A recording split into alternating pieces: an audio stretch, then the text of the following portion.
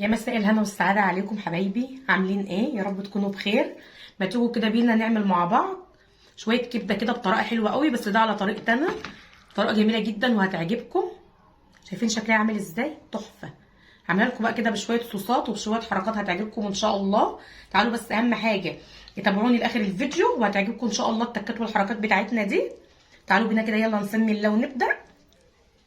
انزل معانا اول حاجة خالص معلقتين زيت، يا دوب كده اول ما يسخنوا معايا كده في قلب الطاسه انزل عليهم على طول ببصلتين اتنين كده حلوين متوسطين الحجم.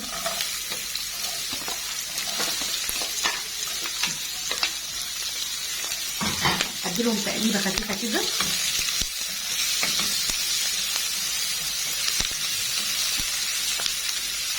انزل عليهم على طول بشويه ملح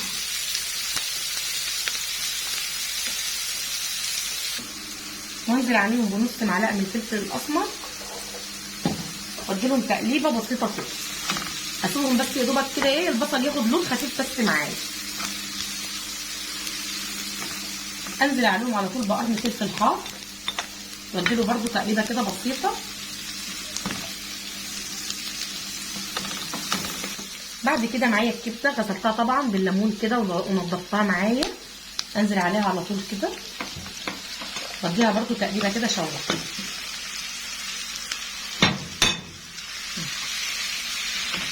طبعا الكبده معايا زي ما هي كده، بحط عليها معلقه من الفلفل الاسمر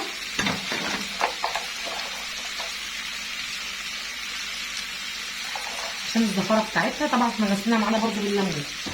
واديها برده شويه من الملح، مش هكتر ملح قوي لان لسه فيها اضافات تانيه تبقى برده ايه حادقه معايا.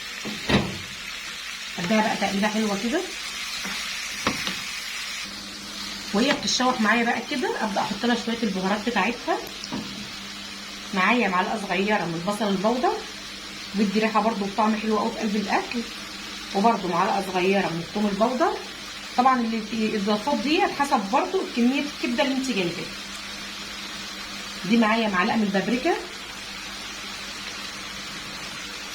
وطبعا لو ما عندكيش اي بهارات من دي براحتك، بس هي بس يعني كل الحكايه ان هي بتخلي طعم الاكل حلو. دي معلقه من البهارات بتاعت الكبده. دي توابل كده بتيجي من عند العطار للكبده. حط كده منها معلقه كبيره. معلقه من مرقه الدجاج الفوريه. كل المكونات دي كده هديها تقليبه كده مع بعض.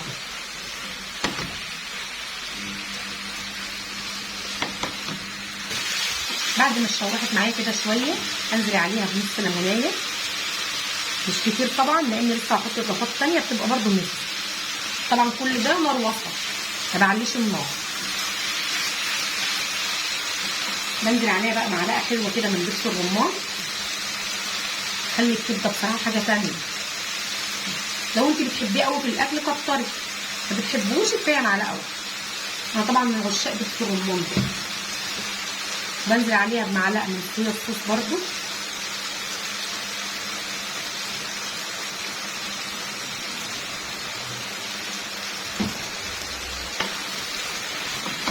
ده تقليبه حلوه كده بقى.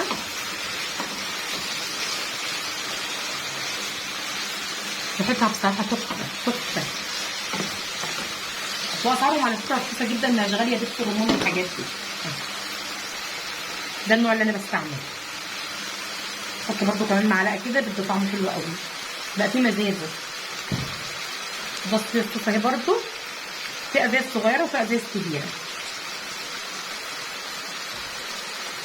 اسعارهم حلوه على فكره ومش غاليه، تنفع معاكي بقى بصوصات رز اي حاجه. طبعا عندك في الثلاجه ما بتسيبهاش اي حاجه.